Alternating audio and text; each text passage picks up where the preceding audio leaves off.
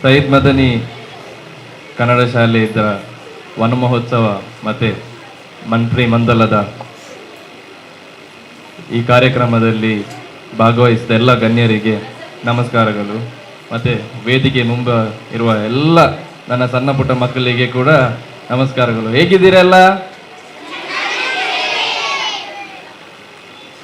ಅತ್ಯಂತ ಸಂತೋಷವಾಗ್ತಾ ಇದೆ ಈ ಒಂದು ಕಾರ್ಯಕ್ರಮದಲ್ಲಿ ಭಾಗವಹಿಸಲಿಕ್ಕೆ. ನಿಜವಾಗಿ ಹೇಳ್ಬೇಕಂದ್ರೆ ನಾನು ಕೂಡ ಒಂದು ವಿದ್ಯಾರ್ಥಿ. ವ್ಯತ್ಯಾಸ ಏನಂದರೆ ನಾನು ಲಾ ಮಾಡ್ತಾ ಇದ್ದೇನೆ, ನೀವು ಸ್ಕೂಲಲ್ಲಿ ಇದ್ದೀರಾ. ಆದರೆ ನನಗೆ ಒಂದು ಆಪ್ಷನ್ ಇದ್ದರೆ ನಾನು ಪುನಃ ಸ್ಕೂಲ್ಗೆ ಬರಬೇಕು ಅಂತ ಆಸೆ ಇದೆ. ಯಾಕೆಂತ ಹೇಳಿದರೆ ನಮ್ಮ ಸ್ಕೂಲ್ ಜೀವನನೇ ನಮ್ಮ ಬೆಸ್ಟ್ ಜೀವನ ಅಂತ ಹೇಳಲಿಕ್ಕೆ ಬಯಸ್ತೇನೆ.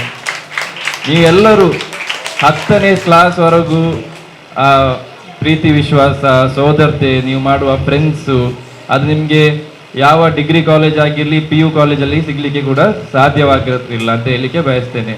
ಅದಕ್ಕೆ ನೀವೆಲ್ಲರೂ ಸ್ಕೂಲಲ್ಲಿ ಇರುವಾಗ ಪ್ರೀತಿ ವಿಶ್ವಾಸ ಸೌಹಾರ್ದತೆ ಖುಷಿಯಾಗಿರಬೇಕು. ಮತ್ತು ಭಾಳ ಸಂತೋಷದ ಕ್ಷಣ ಏನಂದರೆ ಇವತ್ತು ಟೀಚರ್ಸ್ ಗುರುಗಳಿಗೆ ಸನ್ಮಾನ ಆಗುವಾಗ ಮಕ್ಕಳು ಭಾರಿ ಬೊಬ್ಬೆ ಹಾಕ್ಕೊಂಡಿದ್ದಾರೆ. ಅದು ಕೇವಲ ಬೊಬ್ಬೆ ಅಲ್ಲ, ಅದು ಮಕ್ಕಳಿಗಿರುವ ಪ್ರೀತಿಯು ಕೂಡ ಹೇಳಲಿಕ್ಕೆ ಬಯಸ್ತೇನೆ ಟೀಚರ್ ಮೇಲೆ.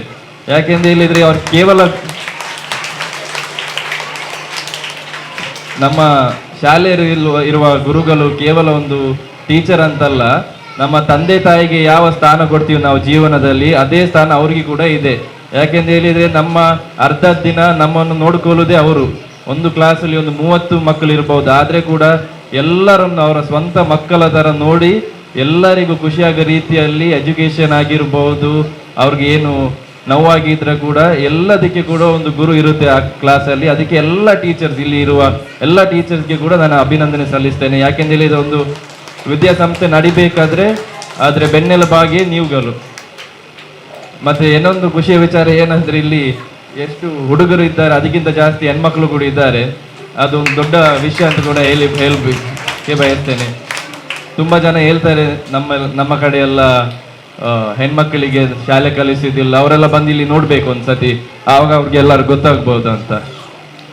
ಮತ್ತೆ ಎಲ್ಲ ಮಂತ್ರಿಗಳಿದ್ರೆ ಎಲ್ಲ ಒಳ್ಳೆ ರೀತಿಯಲ್ಲಿ ಕೆಲಸ ಮಾಡ್ಬೇಕಾಯ್ತಾ? ನೀವೆಲ್ಲ ಒಟ್ಟಿಗಾಗಿ ಕೆಲಸ ಮಾಡ್ಬೇಕು, ಯಾರು ಗಲಾಟೆ ಏನು ನೀವು ಮಾಡಬಾರ್ದು. ಚೀಫ್ ಮಿನಿಸ್ಟರ್ ಎಲ್ಲಿದ್ದಾರೆ? ನಿಮ್ಮ ಜವಾಬ್ದಾರಿ, ಎಲ್ಲರೂ ಚೆನ್ನಾಗಿ ಕೆಲಸ ಮಾಡ್ಬೇಕಾಯ್ತಾ ನಿಮ್ಮ ಅಡಿಯಲ್ಲಿ. ಒಂದು ಜಾಸ್ತಿ ಏನು ಮಾತಾಡ್ಲಿಕ್ಕೆ ಹೋಗಲ್ಲ, ತುಂಬ ಹಿರಿಯವರು ಇದ್ದಾರೆ ಇಲ್ಲಿ ವೇದಿಕೆಯಲ್ಲಿ, ಅವರ ಸಂದೇಶ ಕೇಳಲಿಕ್ಕೆ ನೀವೆಲ್ಲ ಕೂರಿದ್ದೀರಿ ಇಲ್ಲಿ. ಮತ್ತು ನನಗೆ ಈ ಅವಕಾಶ ಕೊಟ್ಟದಕ್ಕೆ ಧನ್ಯವಾದಗಳನ್ನು ಹೇಳಿ ನಾನು 2 ಮಾತನ್ನು ಮುಗಿಸ್ತೇನೆ. ಧನ್ಯವಾದಗಳು.